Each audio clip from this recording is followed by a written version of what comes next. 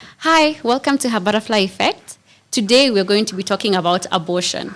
And I know it's a very controversial subject, but we're going to get through it. Today we have Noel from Pals and Treasures Trust, and she's our guest speaker today. Hi, Noel. Hi, Kami.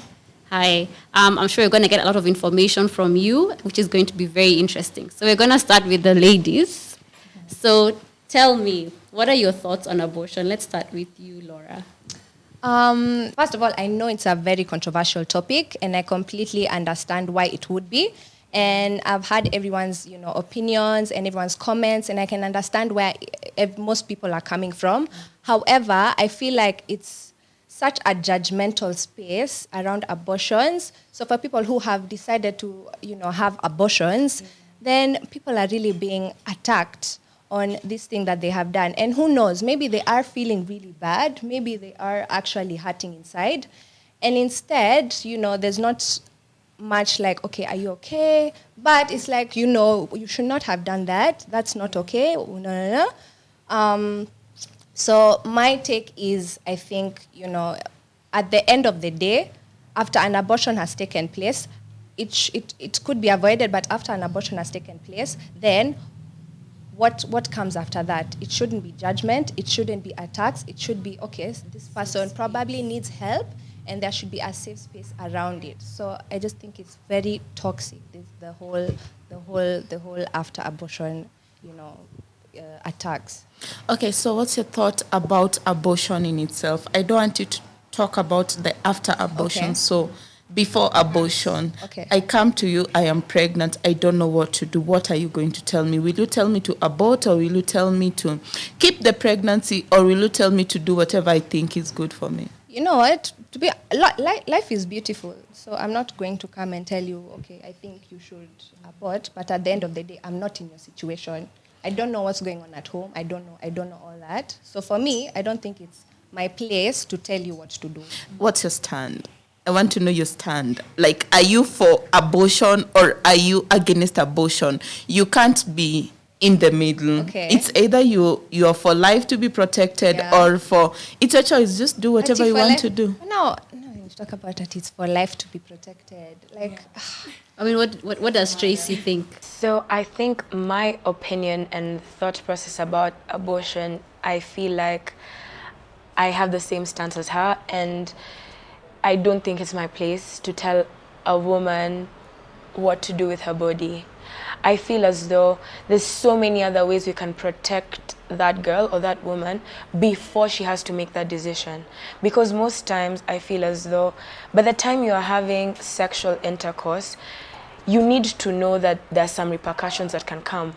And that is pregnancy, that is sexual transmitted diseases, and many other things. So instead of us judging a woman for making that decision to abort, I feel as though we need to protect her before she even has to make that decision. Because at the end of the day, I'm sorry to say this, but the men really don't have any repercussions. I mean, there's no sign that they did anything, or they even were in that room to begin with. So I feel as though to lessen the burden already on this girl, why should I be the one to judge her on what she should do on her body? I feel as though there's so many ways we can protect her beforehand, before she makes this decision. So that's where I lie. Yeah. Okay, talking about protection, what ways can you protect her before? You said before abortion. Yeah. I feel as though number one, girls need to be educated on contraception and all these other things around that subject, because girls jump into this so fast, and they already know there's pregnancy, but it's like, I can't get pregnant after my period, and there's so many things that they don't know. So why doesn't she know? And at the end of the day, see, the boy will just go home and life will continue for him. And she will be left here with a whole pregnancy. And when now she doesn't want to continue on with the pregnancy, then there's even more judgment about it. It's so expensive. Girls lose their lives. I feel like before we even get there, weren't we addressing the actual issue at hand? I really like that you said that, Tracy, because we really need to start talking about these things. We need to start talking about sex in a way that it's not, oh my God, are we really talking about sex right now? We really need to talk about contraception. We need to talk about all these things that, to be very honest, by the time people are having sex, we're learning from each other. But we shouldn't be learning from each other. We need, and I'm glad, I'm glad like we're talking about it right now, because I think this is one of the things that could greatly help us. I think, first of all, I'll say that there's a lack of priorities somewhere. Okay. Let's leave sex in the context that it's supposed to be in, which is in marriage. Okay. Sex was never created to be done before marriage. Look at the repercussion it has when you do it before marriage. Yeah. Definitely, when you're having sex, you do not expect to get a plasma TV. It's either you'll get pregnant or you'll get STDs. I was like, what? Okay.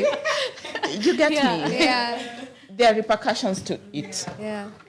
I won't even go to contraceptives because contraceptives alter the hormones of a woman's body. Okay. Have you ever asked yourself, why is it that the women, when they start using contraceptives, they will gain weight or they will lose weight, or some of them will just have a horrible sexual life, like a horrible, pathetic. Yeah. And actually last week I was learning from our gynecologist in our organization that a woman who's using contraceptives repels men. And yes. How? You see, when you use contraceptives, when you're having coitus, there are fluids that come out. Okay. These fluids that come out carry some hormones in them from the contraceptives that you're using. And they're going to affect also the sexual life of the man. You get me? Yes. So let's leave contraceptives, let's leave sex where it is supposed to be, in the right context. For a girl who is 25 years old, unless you are married, what are we doing having sex? Now, let me come to your point of pro-choice, and let's reach out to this lady. You won't tell this lady what to do. You see, the problem with for lack of a better word, let me just use pro-choice. The problem with pro-choice is that they think pro-life impose their values on this woman. They force this woman to keep the pregnancy. I am a pro-life. I am a pro-life counselor. I counsel women who have had abortions. I am post-abortive by myself. So when I talk about abortion, it's something that I have done. It's something that I have gone through. I have worked with close to 200 women who are post-abortive. So when I talk about abortion, I know what it does to this woman. And when a lady comes to me, she is pregnant, I am not going to impose my values to this lady. You see, I will sit down with her, I will talk to her. I'll tell her, okay, so these are the options. You can either just keep the pregnancy, and then after that, take care of the baby, and I'll take her through the parenting journey. I'll tell her, okay, now that you're going to get a baby and you're 24 years old, the things you're not going to do. You won't be hanging out the whole day with your peers. You have a baby at home. You get me? Or you can decide to keep the pregnancy, give birth, and then after giving birth, give the baby for adoption. You get me? And then I will also give them the choice of abortion. Why? I do not want them to hear it from somewhere else. And when I tell you about abortion, I am also going to tell you about the effects of abortion, not to scare you, but to make you knowledgeable. You get you? So that by the time you're making this decision that I want to have an abortion, you already know this is what you're going to go through. So we do not impose our values to people. Like you come to organization, you're pregnant, you come to me, Noel, I'm pregnant, I don't know what to do. Keep that baby. If you do not keep that baby, you will die. You will die on the abortion bed. You see, we're not doing that. No, but I hear you. I don't think I made it in a way I thought that pro-lifers are like that. No. I feel like for me, okay, can I just ask from the first thing you said? Sure. Okay, I know the actual sense that sex was created for. I think once you learn about Christianity and all those things, you're able to understand what it was actually meant for and the purpose of it. But will we then turn a blind eye to the actual fact of what is happening in life today? Is that by the time a boy or a girl is 24, they already have an active sexual life. Yeah. Let's not lie to ourselves that it is not happening. No, reality. It's happening. Yes, it's reality. It's happening. So then, if it is reality, then shouldn't we talk about the other things behind that? Like what sex does to you emotionally, physically, mentally, the repercussions of it. Let it be known. Let it not be a taboo for, haya, amepata mimba. No. We need to talk about it beforehand. So this girl is able to know that I might get pregnant, not because of anything else, because that's how my body's supposed to work. Yeah. Okay. Can I take it back? Sure. Yes, we can sit here and talk about educating people about sex, but in this case, let me give an example of myself. I was pregnant at 19, and I'm glad there are people like Noel who are now here, because when I got pregnant, everyone was like, have an abortion. It's the best, because you're in university, what are you going to do with your life, and all that. I didn't have a place I can go to somewhere like Noel is and say, this is what is happening, guide me. For us, it was what she said. You think if you go for an abortion, you're going to die. Yeah. So my choices were, do I want to die and embarrass my mother, or I just have this child, because I didn't know about adoption at that time. Yes. In this generation, you're lucky that you're blessed that you have people who you can go to. Yeah. So if you were to meet that younger me now, I'm already pregnant. Yeah. Whether I was educated or not, at that time I thought I was very educated about protection and everything. Yeah. I thought I was, but now here I was pregnant. What would you still come? I'm your friend. What would you tell me to do? Would you be able to sit there and tell me, do what you want with your own body anyway? It's your choice. At that time, when you're pregnant and you're panicking, you don't really even know how to think. At that time, you're not even thinking very clearly. You're in such panic. So, when I think and I see my son now, and I think if I had chosen a different way, he would not even exist. Yeah. Exactly. And it's not to say that choosing abortion, some people choose, like you said, you're post-abortive. Yes, I'm post-abortive. They have their own path that they have to follow. But there's also this, when I sit back and think, I'm so happy that I did not have an abortion, because for me it's a life. Yeah. The minute I found out, I was like, oh my God, but it's a little tiny baby. Yeah.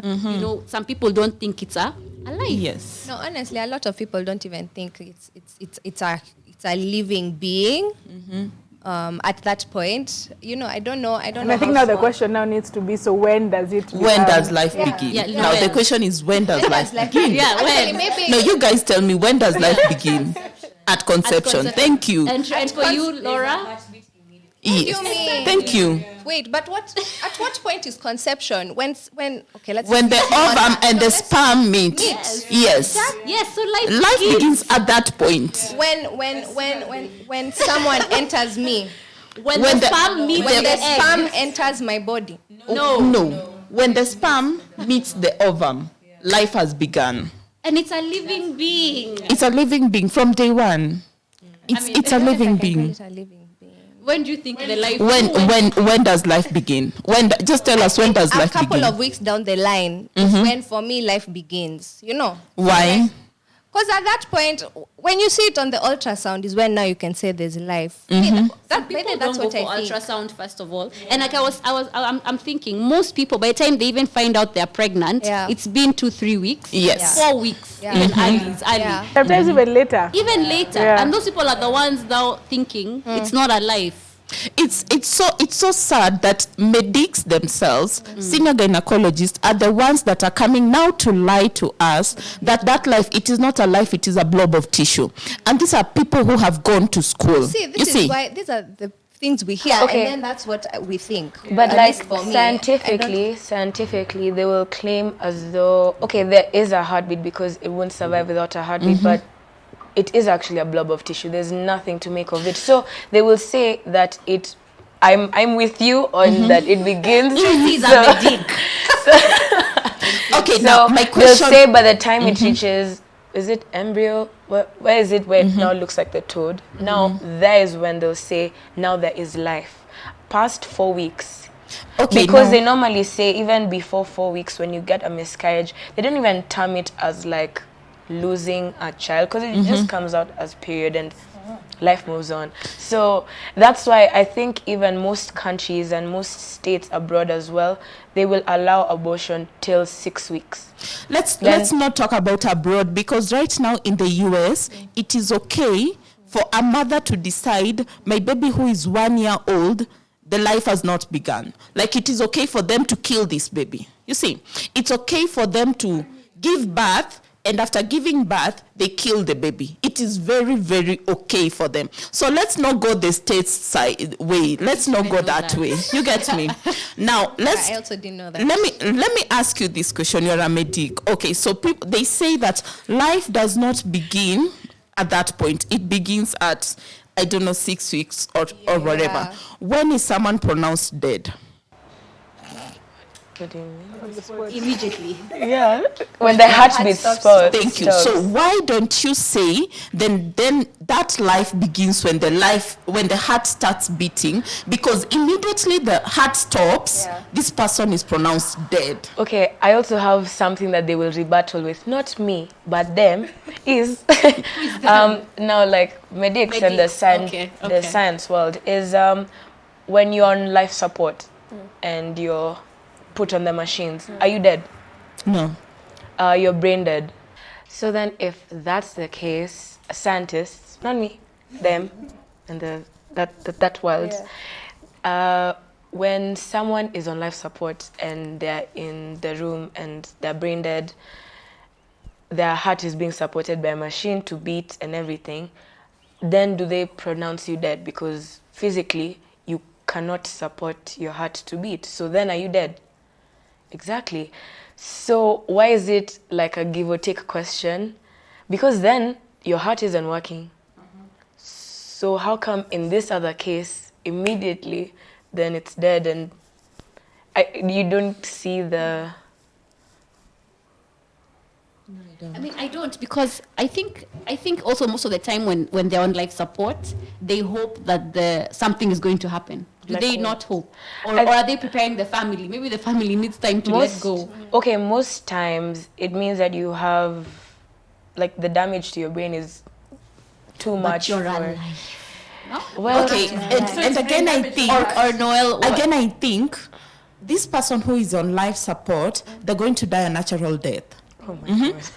But this baby, the mother has decided, this thing inside of me is a blob of tissue, so I have decided that it is not alive. I have decided that now I want to kill this baby. Okay. This baby is so independent. No, this baby is so dependent. This baby cannot make decisions. There's this, I was talking to our gynecologist, and there was this lady who came to our office, and she was like, I'm pregnant, I have 2 children, now I'm pregnant with the 3rd child, I can't manage to take care of the 3rd child and everything, and what do I do? So I was like, okay, what do you think we want to do? And she told me, I want to have an abortion. And I was like, okay, why? Because I can only take care of 2. I'm like, I have a solution. Let's kill one of the 2 that are working, and then you give birth. You still have 2 children. You still have 2 children. You get me? Yeah. So, so why is it that you want to kill that one that you're not seeing, but you can't kill this one? You see, the difference is that uoni ako kwa tumbo. You get me? Is in the womb. And the one that is working is all over.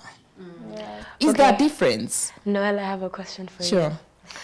So, if a girl gets raped and she gets pregnant and she does not want to keep the baby of her rapist, what then would you tell this girl?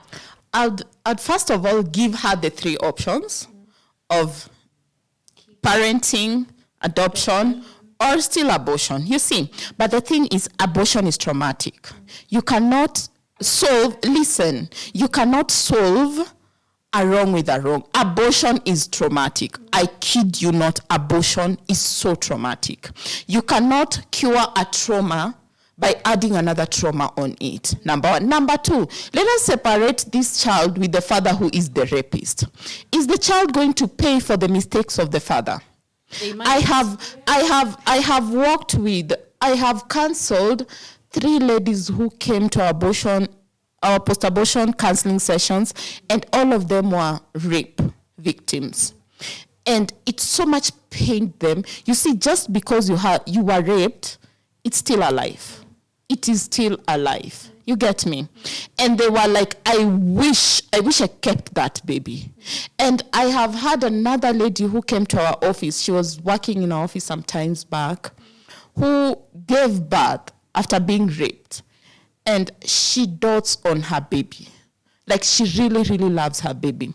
Before that, she was so much hurting. Actually, she was contemplating on having an abortion. But keeping this baby, she was like, you see, this baby, it's like the baby came and just brought a whole new life to her. So you see, abortion is traumatic. Rape is traumatic. We can't cure one trauma by imposing another trauma on it. So I imagine this woman who is going through emotional turmoil after being raped, now going through another whole set of emotional turmoil after now having the abortion and everything. It's so traumatic.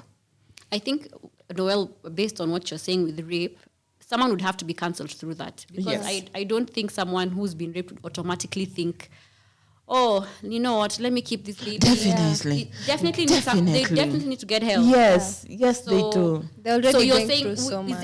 is there ever a situation where somebody will go have the abortion and feel relief and just feel, oh my God, thank You God, see- I don't have to deal with that You anymore. see, after having an abortion, like, the first emotion someone goes through is relief. Phew, I am not pregnant again. Like, in a crisis pregnancy, we say fear introduces itself. Like, you guys think you have feared. No, you have not feared. One day, wake up and your periods are not there. Oh my God. It's true. It's so traumatic. It's scary. Yeah. Fear introduces itself. You get me? So after having abortion, you have sorted this thing. You've sorted this issue and everything. But it won't go forever. The relief period won't go forever. After a few weeks now, go back to school and everything, Nico Poa. You get me? And then now it starts hitting you what you did. It's like you now, it's like you are in a deep sleep. You wake up and realize, wow, this is what I did. And that is when the reality of abortion hits you. It won't hit you immediately you have abortion. I mean, you had reasons why you had abortions. I was young. I was in school. Like, how am I going to tell my parents? My society, maybe you are a choir member in church, choir and everything. How? You see? Yeah. But now when you have an abortion, imesoti issue yote. So you're now not pregnant. You get me? But then it starts hitting you that you killed a baby. And that is when it all begins. And you see, this woman is in the mode of relief. We call it relief and denial. Mostly in this relief period, they'll be relieved by they'll be denying. Sasa watakuwa natumia terms kama, it was not a baby, it was a blob of tissue. I did not kill a human being. Like to make themselves, like their mind, to work on their own mind. Yes. But now, the reality checks in. I killed my baby. Like, really, really, really, ukweli niliua mtoto. And that is when abortion hits you hard. So even after rape, they get relieved. Like, kabisa. There's a lady who came to our office. She was raped. It was a case that was known. And I really worked with her. And she got someone. She was like, don't call me. I'm going to have an abortion and everything. And you see, we only advise you. We can't make choices for you. By the way, you come, you're pregnant, we counsel you and everything. You go tomorrow, you have an abortion. Come the next day, tell me, Noel, I had an abortion. We'll hug you and you sit down and we walk with you, you see. Because we are not there to impose our beliefs on you and everything, no. So, after that, she kept the pregnancy. And she called me and she was like, Noel, my goodness, I thank God I didn't have an abortion. Because this baby is my life right now. That's beautiful. Yeah. That's beautiful. Okay, sorry, am I asking too many questions? No, feel free. Okay, so the reason why I referred to the rape question is because it was just a case, with the whole many children were getting pregnant phase during quarantine time.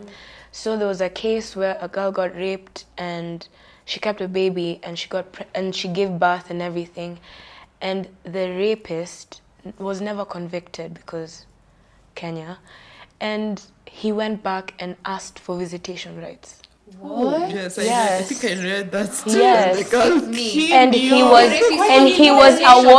And he was awarded visitation rights as the father of the child. No. And this lady, I think, did she end up killing the child or she killed herself? It was such a bad story. I think it was like Machakos. I don't know. Yes, but there was a story like that. And I was thinking about it, and she even said, she wrote a note or something, and she was saying how she wished she would have just killed herself and the baby when the time was right, but because she was in like a Christian home and everyone was telling her, like, if you kill this child, utaenda kwa shetani, nini. So she had to keep the baby, and the man came back, and he was awarded the visitation rights. How then, and this is just not one story, I'm sure there's many stories like that we see, especially abroad and even here. So how then does that question come about? Because if abortion is so like bad and all that, like, how are you supposed to talk to this lady? Because she's just feeling like, I wish I just did it. Then I wouldn't need to see his face for the rest of my life. Because now, even when you give birth to the child and the child looks like the father, then... Let me ask you a question. Who failed this lady? Who failed the lady? The man. Who failed this lady? I feel like society failed the lady, and I feel like the man failed the lady, and of course the judicial system failed the lady. Yeah, but I feel like all these three parties failed her. Yes. The society should not have imposed their opinions on her and told her that keep it. The problem, and this is what we do. I think people think that being a pro-life, you're scaring these ladies who come and they're pregnant. No, you do not scare them. You get me? You just sit down with them. When you tell you about abortion, we are not telling you in a way that, oh, kifanya kitoa mimba, you will die. Very true, people have died. Like, I think it was on Saturday. On Saturday, there's a friend of mine who I know whose daughter died while having an abortion. And on Saturday, it was her memorial. Wow. You see? Yeah. So, we are not going to scare you with photos of aborted fetuses and blood and everything. No, we are going to counsel you and tell you, so this is it. Do this. I mean, as I've told you, there's adoption, there's parenting, and then there's also abortion. You see, so the choice is yours. But then as a society, we need to work with this girl. We need to work with this girl. And the girls that we have even taken to shelters because they're not safe where they're supposed to be. Yeah. You see? Yeah. So this girl, okay, I'll say the society failed her in the way that they imposed and presented all they imposed their values on this girl. They scared this girl. You see? But it is not a bad thing for her to have kept the pregnancy. But again, the society failed her in that they knew the person who made her pregnant. They knew it was a rape case. You see, What did they do?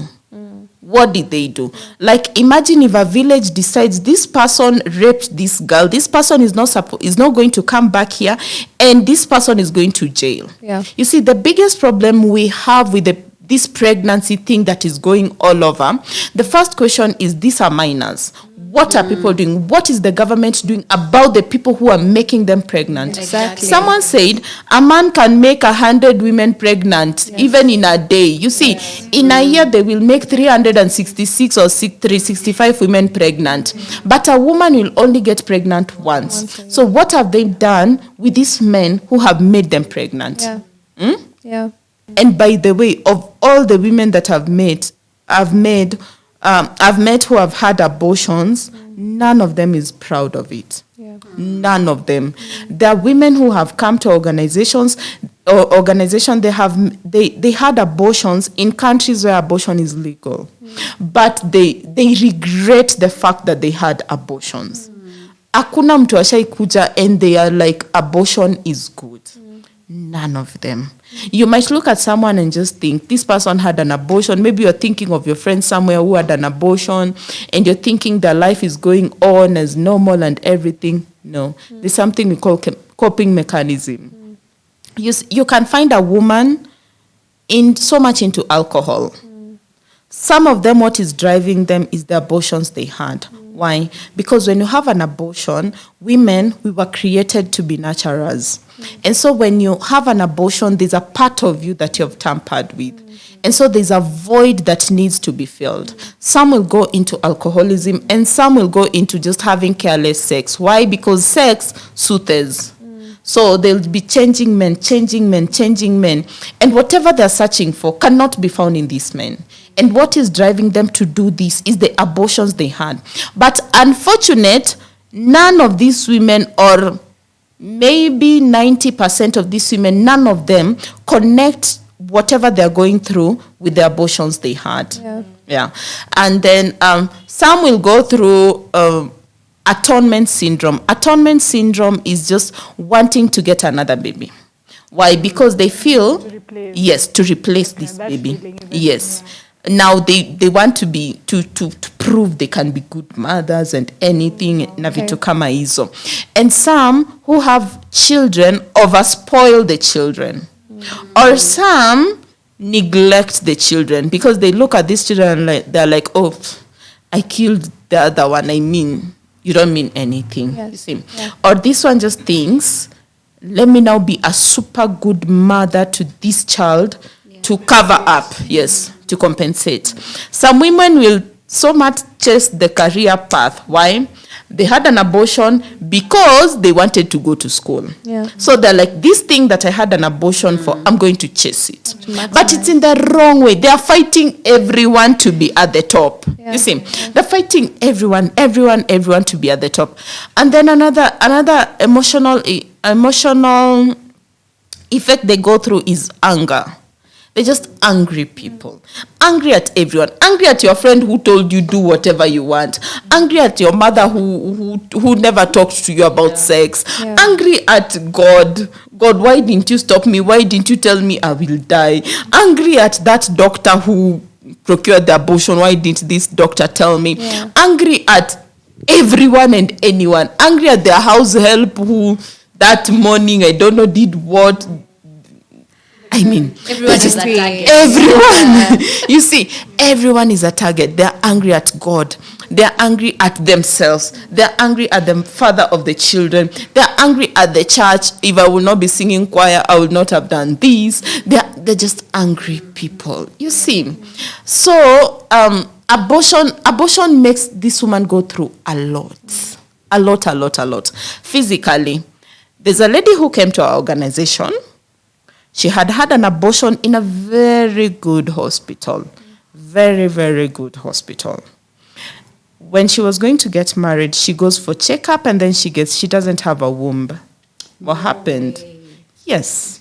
They removed it. They removed her womb and they never told her. What?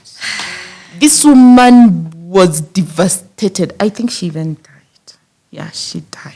And maybe even she didn't tell the husband she had an abortion. No, she had not told the husband to be that she had an abortion.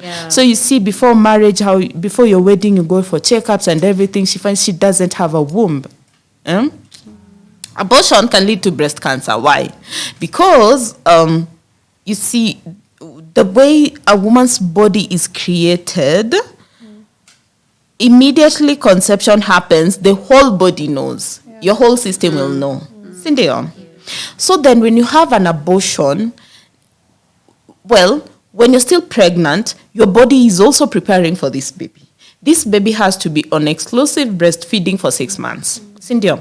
But now when you have the abortion, so whatever, the ninis that produce the milk remain hanging, the cells remain hanging. So you're very prone to cancer, to breast cancer.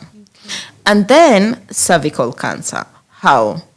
The only thing that I know cannot hurt a woman down there is a dick. A penis. Thank you. A penis. Yeah.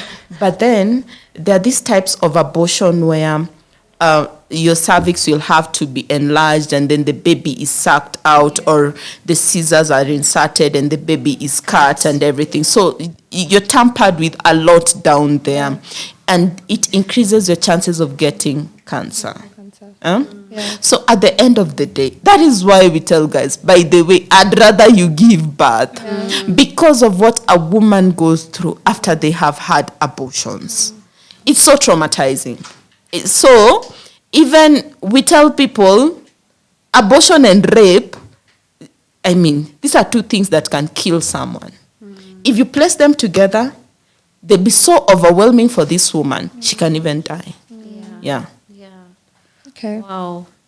Wow, that's very interesting. And do you think, like, for example, let me talk about the emotional aspect of it. Do you think, so you said there's a void. Yes. And so for all these girls, do you think that it ever gets better? Or if that void can ever, well, I'm not saying it will ever be filled by something else, but do you think it gets better for a Yes, girl? it Is there does. hope for these it girls? does. Yes, there's hope because I was once there. Yeah. I had an abortion. I was so much hit by depression. I did stuff. Like I did stuff. Oh my God, to fill that void, I did stuff. You get me? But then after going through the counseling, we say that healing is a journey. Just slowly by slowly. I mean, right now I talk about my story and people are looking at me and they're like, are you the person who is saying you went through this? I was such a cry baby. Like until now, the founder of the organization is the one who took me through the counseling, Akech. Until now, she says she has not yet found someone to replace me with crying. Like I used to cry. You ask me what is my ask me what my name is, I cry first of all. Like the first session, I cried the whole session. And you see, when you're crying, you're not like, nobody comes, they don't know to hold you, to do what, no, they just let you release it. So I cried, I did not even say my name, I cried, finished crying and went home. You see?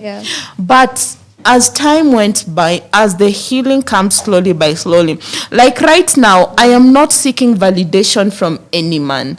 By then, you see, that time, oh please, like, I think I was even afraid of being alone. Right now, I am man. Please, no.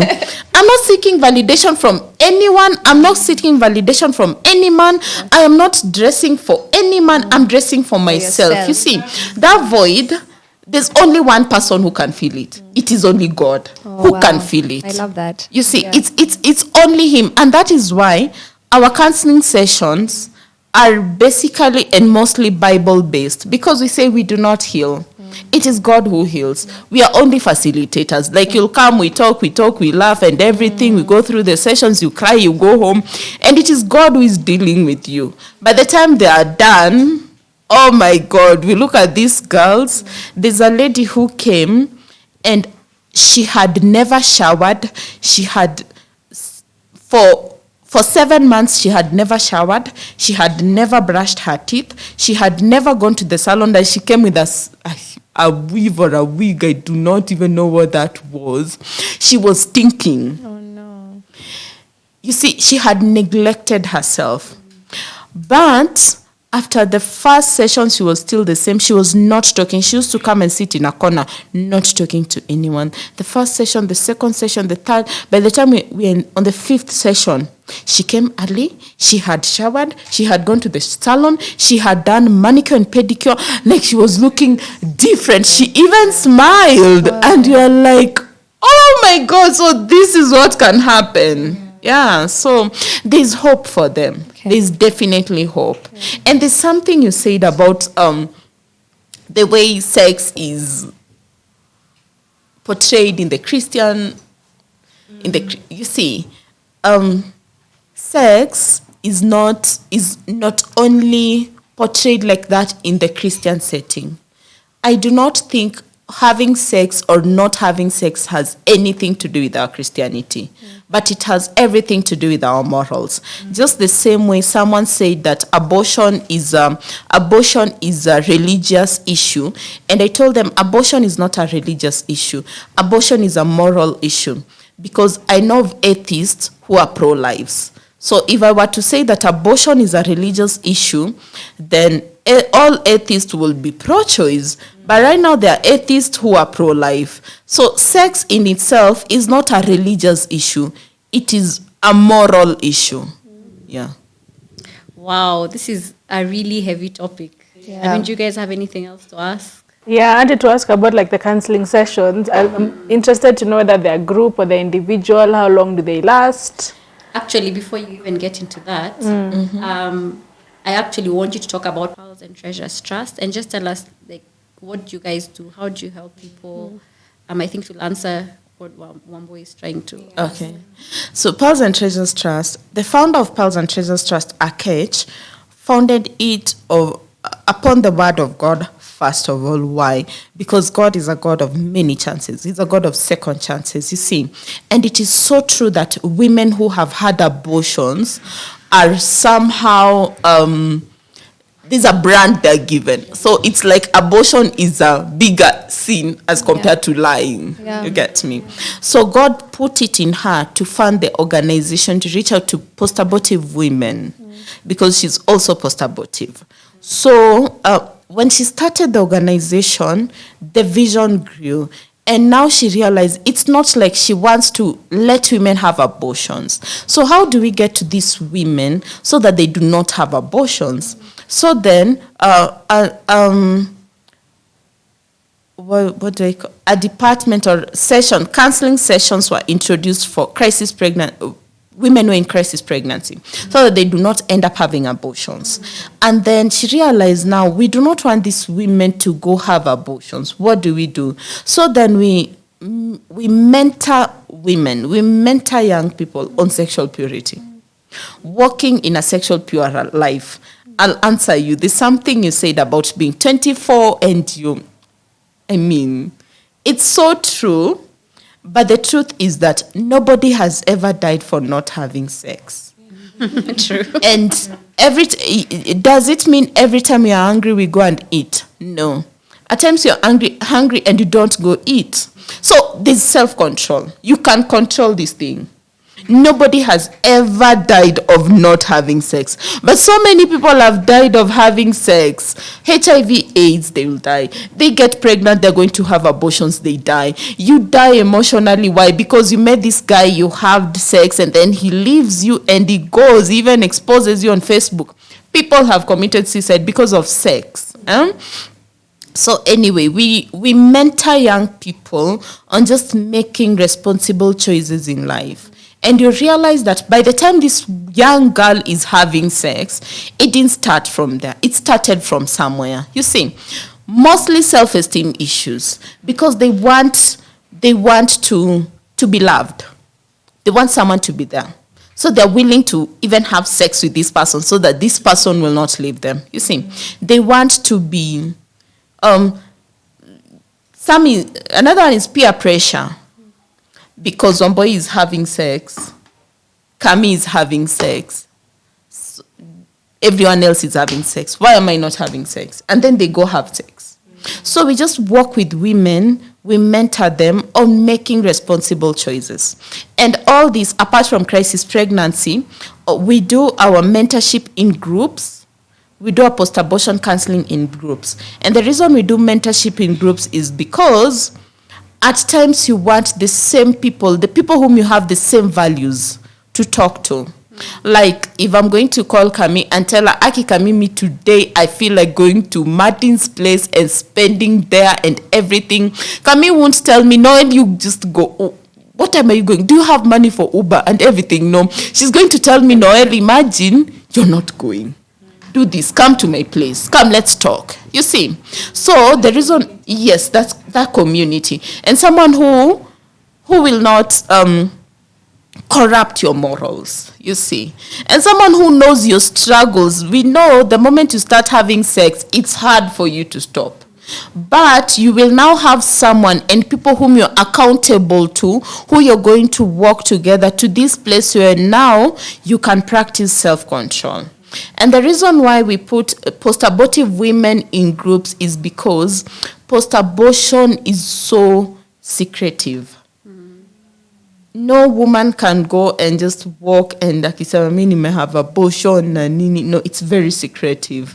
And you see, the moment you have a secret, the devil feeds on that and condemning you. And now you feel you're the worst person on earth and everything. So the reason we put them in groups is because we want you to know you're not alone. And again, the journey is very emotional. There's a topic where they'll have to remember the day they had the abortion, the clinic, how was it, what were you talking with the person who was performing the abortion, who took you, what happened after that and everything.